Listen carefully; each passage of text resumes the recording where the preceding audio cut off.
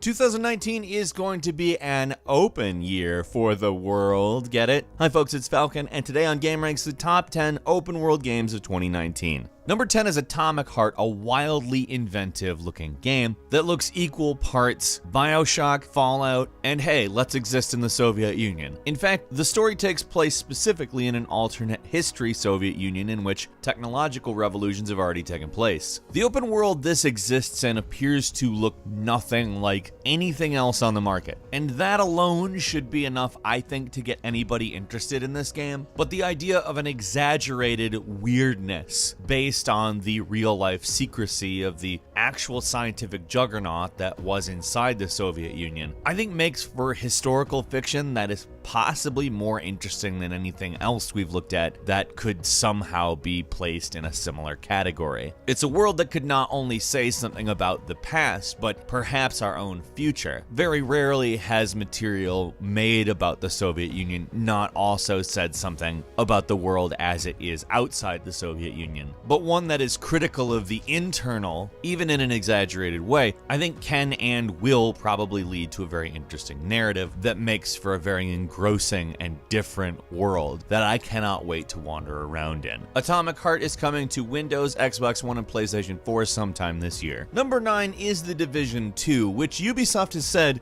quote, "We've made the open world in Division 2 so alive." Now, I'm going to go ahead and say that's definitely marketing, but it's also a claim that when the game comes out, we can say is either true or false, and that's important. Ubisoft went on to say both enemy factions and the civilians will be out targeting different tactical locations, resources, acting on needs and goals. They really want to focus on making the open world feel kind of like a war zone rather than a place where you do objectives. Of course, that means a more unpredictable aspect to the way things work. And they said, running around the city is really interesting because you don't know what's going to happen around the next corner, and your actions helping the civilians in the world you'll see translate into them becoming more capable, but also their homes will become little fortresses. And I think that stuff sounds pretty cool. Honestly, if your actions actually have an effect on the world in this way, and the world just constantly seems to be happening around you like, you know, the world is, I think The Division 2 could really build on the original into something that we all actually care about a lot more. And that would be very good. Number 8 is Far Cry New Dawn, the first actual narrative sequel in the Far Cry universe, and a very interesting piece of work because, among other things, it is using a modified map of Hope County. Of course, it will be severely modified as it is post-nuclear apocalypse, which to me is quite an interesting prospect. We haven't really experienced the difference between pre- and post-nuclear apocalypse in the same location in any game. Fallout kinda gave us that a little with Fallout 4's intro, but I think this is along the lines of the Far Cry tradition. Using the same map for Far Cry Primal the way that they did, I think kind of translates to this, except for obviously this is going into the future. There's another thing they're doing in this game, which is expedition missions, which take place in different places in the country, meaning you're not going to be in Hope County the entire game, but it seems like these will probably play out as mini open worlds that you can go to and do other things, which I think sounds incredibly good. I am really enjoying that idea. Number 7 is Rage 2, which is very interesting on account the developers have said it's going to be a lot more open world than the original Rage, which is an open world game. It is, however, developed not like an open world game. It's a very linear game that doesn't really take advantage of the open world in the way that it could. I mean, in a lot of ways it is a quality game, but just never went far enough in any direction, I think. Which is funny because the open world in the game is primarily about traveling around. Avalanche is developing this sequel, so I think we all know exactly how that turns out. They're a very good developer when it comes to open world. They are phenomenal at building sandboxes and setting you free in them with lots of tools to cause havoc, and it looks very much like Rage 2 is going to be a lot like that. Number 6 is Days Gone, which actually looks to separate itself pretty significantly. It doesn't want to dizzy you with an absolute ton of side quests and activities, instead giving you gameplay loops and things that you can just engage in, but keeping the actual narrative basically on a single path. They've also given you a motorcycle, which they've promised is a big part of the game. And by that I mean you're going to have to take care of it. You're going to have to park it, hide it, save it, and you can't like whistle to have the horse just come towards you. Wherever the bike is, that's where it is. You run out of fuel, you're gonna need to get some fuel and bring it back. It's not messing around. And neither are the hordes. The hordes literally just exist on the game map, and when you see a horde, you will have to deal with them in a lot of different ways. They aren't like scripted encounters, they just are on the open world, meaning you'll be dealing with the open world in a lot of variable ways. And that sounds really cool because these encounters look amazing. And obviously there will be scripted ones, but to have them just kind of possible at any time is going to give a nice feel to the world. Also, no loading screens, so that's good. Number 5 is Anthem, which is boasting a quote-unquote completely seamless open world. Now, they're certainly not the first to do it, but BioWare is going to be loading and unloading stuff just on a constant basis, so you can continually travel in any direction and never see a load screen. That's of course a very good thing, but what's cool to hear is they're talking about how this open world will gradually expand over time. Also, you'll see things like these storms they've talked about called Shaper Storms, which are supposedly world altering. So I have a feeling some of the stuff we've seen in, say, the Fortnite seasons that just utterly changes the world itself is something we might also be seeing in Anthem, albeit with a completely different style of gameplay. I think that's very cool. I have pretty high hopes for this, actually. I acknowledge it may be Electronic Arts, but I mean, if it's not, that would be great. Number 4 is Crackdown 3, which is actually coming out, which is astounding. However, the thing that we have to talk about is the open world. One of the big things this game has been touted for is the cloud destruction elements, which exist only in the multiplayer world. The single player world is about saving the city, and they thought, it might not be great to have the entire thing fully destructible. But keeping that in mind, when you're playing in multiplayer, it's a big world that you can destroy all of. And that's it. That's the full reason to buy the game. I'm sure the single player campaign is going to be great.